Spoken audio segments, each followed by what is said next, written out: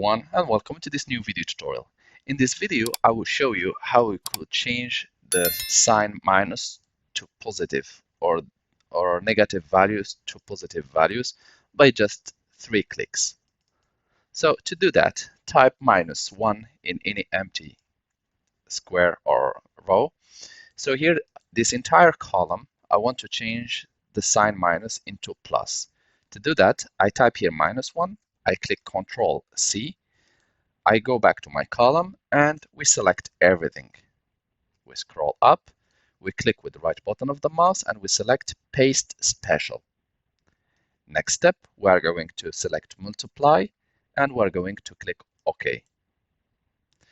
Now we can go ahead and delete the -1, and as you can see, all the values has been changed to positive value instead of negative. I hope this video tutorial was helpful, quick, and easy to follow. If you are still in need of help or assistance, you can always write us a comment or send us an email, and we will do our best to help you. If you would like to encourage us, you can always subscribe and click like, and do not forget to share if you find this video useful. Thank you guys for watching, and talk to you soon in a new video tutorial.